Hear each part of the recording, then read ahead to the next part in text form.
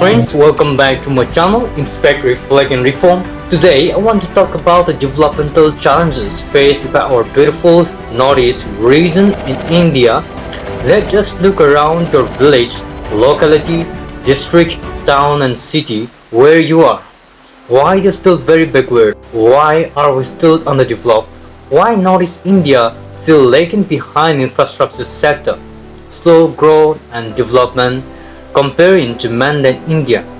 Today, let me share with you some points which I found in my research. If you want to know, stay tuned with me till the end of the video. But before we get into that, I want to say it that I don't mean to hurt any politicians or any groups or any individuals. I'm just here to share with you the facts, the reason behind. So let's not take personally in negative sense. Let's all be positive for the well-being of everyone. First, let me tell you a little bit about Northeast India. Northeast is made up of 8 states, that is Sikkim, Arunachal Pradesh, Assam, Nagaland, Meghalaya, Mizoram, Manipur and Tripura. Northeast India has about 2,000 kilometers of border sharing with neighboring countries like Nepal, Bhutan, China, Myanmar and Bangladesh, and it is connected to the rest of India by a thin 20 kilometers wide land corridor, also known as the chicken neck. Each state has its own unique cultures and customs, making it one of Asia's most ethically and linguistically varied regions. Northeast India has always served as meeting points of various groups, faith and cultures and tradition. This place is famed for its breathtaking beauty and baffling diversity. Northeast India is home for more than 166 distinct tribes that speak a diverse range of languages. The jungles, the forests in Northeast are very deep, the rivers are powerful, the hills, the valleys and plains receive a lot of rain during the monsoon season. But here is the question on why Northeast India development is very slow compared to mainland India.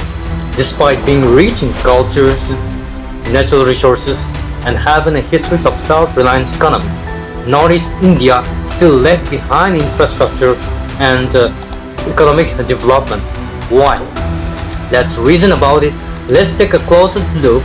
2 centuries ago, before the British colonization, the Northeast was largely self-sufficient.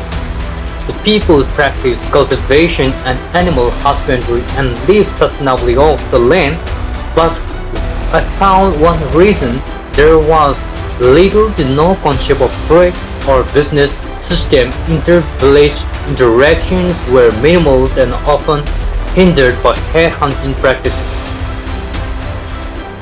And knowledge of business and trading systems was not widespread, so this limited contact and lack of commercial culture have had long-lasting effect. Even today, when you visit the markets in Northeast India, you will notice that the majority of traders and shopkeepers are from outside the region, right? Which shows that outsiders dominate the market and businesses in the region, and we see only few local entrepreneurs.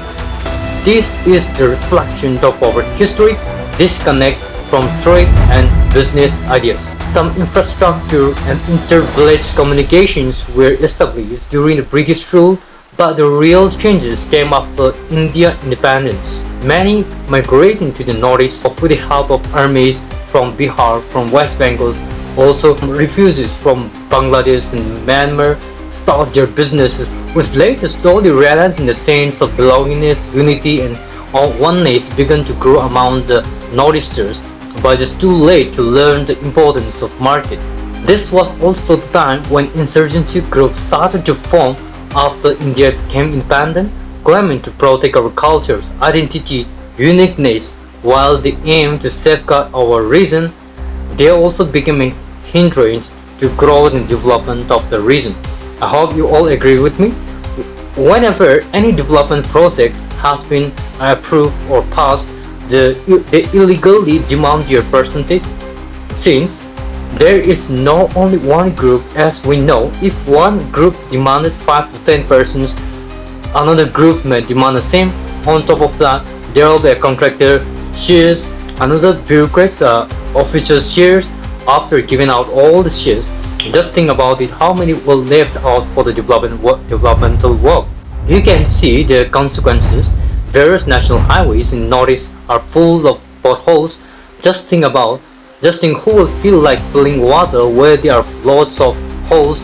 Also, we can witness immediate effect just after 4 to 5 months of construction. We used to see the blacktop used to come out, right? So thus, that feel like the central government attention shifted toward the mainland to other states, and the Northeast was often left behind. Despite our regions boasting high literacy rates, favorable sex ratios, and self-reliant practices like animal husbandry, and the challenges are not free from Northeasters.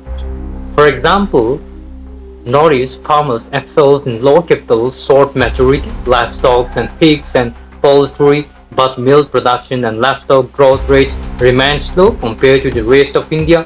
Why? We need to retrospect the reason due to all this lack of awareness, and there's no as such revolutionary business mindset born in the region. We can't witness the transformation. As a result, there's a shortage of important products like milk, milk, and egg, which compelled to import from other states. Another reason is that our region contributes significantly to India's agricultural output. Assam produces 50% of national teas. Meghalaya leads in turmeric production at around 17%.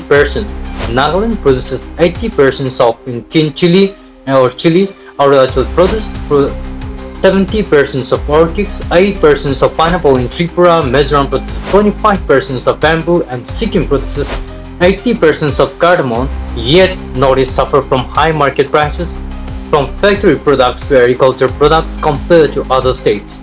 For example, the price of green vegetables or the price of the price of potato in other state, we can get 20 to 25 per kilo, but here you will get 40 to 60 per kilo. Sometimes may reach to 80 per kilo also. Fruits like apples we can get 100 to 150 per kilo in other state, but here 250 to 300 per rupees per kilo apply to the same to other good as well. Our peoples are paying extra prices after inclusive of GST, indirect taxes, and other illegal taxes. Despite the reasons are rich of natural resources, we suffer from natural products price. We could get lower price than this if there is utilize the resources well, and if there is no illegal taxes. Seems like we are living in Pakistan where there is full of terrorism, smugglers, and thieves. Right? There can be another reason as well, improper management, whether from the side of district administrators, town committees, or panchayats committees. They don't know how to control the market. This happened due to negligence of their duty. What about the infrastructure? We struggle with poor infrastructure. Look at roads, highways, national highways like public transportation, limited health facilities, inadequate educational institution, lack of access to market. These imbalances in development is evident as a result. Northeast continuously depriving growth and development. Let's take Manipur as an example.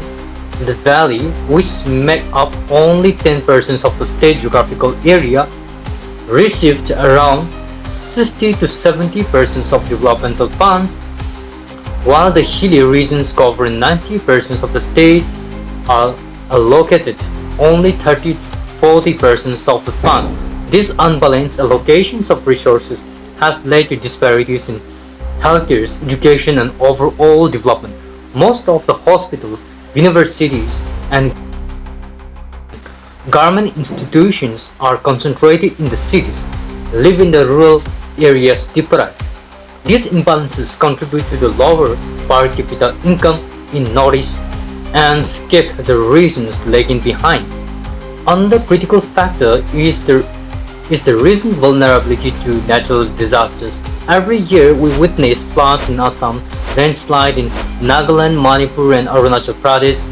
These disasters cause extensive damage, displacing families and disrupting livelihood. With limited disasters mitigation plan in place, it's challenging to build resilience in our communities, which further hinder development. And another is that illegal taxation by insurgent groups has also created a heavy burden on our economy despite government exemption from taxes for SD communities. Illegal taxes are rampant. This results while we the public bear the higher market prices, especially in places like Manipur, where inflation is artificially driven up. It's estimated that 90% of the populations in Manipur suffer from higher price. This situation has deterred investors and businesses growth. On top of that, I don't know why those insurgents in the beginning they formed to protect and upliftment of the people. Now they snatch and eat from the public. Hard to understand their motive. Public were confused with their work. Why don't they understand those shop owners are not paying them the taxes? They charge with high price from the customers, from the public, to pay you the tax. That is called indirect tax. We the public consumers bearing the burden to pay the tax them after tax after tax. That's the money are not their money, but it's the public money. You are not making them trouble, but you are making trouble to your own people with minimum income. How can we uplift our areas where it is full of illegal taxes, full of smugglers groups? What our people earn, spend everything paying illegal taxes. That is why we are still lagging behind others. While government of India took some initiative to uplift Northeast India like Look East policy launched in 1991, Ministry of Development of Northeast Regions established in 2001 and Act East policy was launched in 2014. The purpose of the project is strengthen the Indo-Pacific region like Indo-Myanmar road and connectivity and railways expansion, yet much more need to be done. Also, our regions remain underdeveloped in terms of tourism. Even in the latest economic budget, there is not mention about the separate fund for the Northeast India, for Northeast tourism. For the expansion of Northeast tourism, the hilly terrain, although stunning, poses additional challenges for connectivity and funds are often disproportionately invested in urban areas. Despite these hurdles, our region has immense potentials. What we need is a strategic focus on key areas, improving agriculture productivity, industrialization, and better utilization of our natural resources. We are reaching goals. You know, Northeast India contributes 105 million tons of groundwater coal, 1,492 million tons of tertiary coal reserved in Meghalaya and Assam countries. 73% of tertiary coal reserve found in Northeast India. Crude oil, Assam alone contributes 15% of total crude oil. Even in Nagaland, crude oil reserve was found, but Naga insurgents stopped them from further excavation and also reached in forest resources. But these assets remain underutilized. Moreover, there is a technological lag in the region. With little investment in research and development, despite we have a high literacy rate, we lack technical and vocational training, which is crucial for fostering entrepreneurship and innovation. Another major challenge is the shortage of skills. Human capital we're lagging behind. We need more engineers, technicians, and professionals to drive industrialization. Government initiatives like the World Bank assisted project have helped, but there is still a bad need for more polytechnic and engineering colleges in the northeastern region. To conclude, the developmental lag in Northeast India is the result of multiple factors: low agricultural productivity, inadequate industrialization, frequent natural disasters, underutilized natural resources, and lack of technological advancement, illegal taxes and smugglers, And all this, after removing all this, to move forward, we need to target regional planning, better infrastructures, stronger disaster resilience, and a greater focus on development our human capital. Public really need to know who are really public interests, whom should we give tax and whom should we not, to deeply analyze what is the motive of collecting taxes from public, fight against corruption. Only then we we can unlock the true potentials of our beautiful Northeast and secure a brighter future for the generation to come. There are lots to share, but the video is going to be too long, so I'm going to wind up from here. If you find something important from this very video, don't forget to subscribe and hit the bell icon. Feel free to share your thoughts. Thank you. See you in the next video.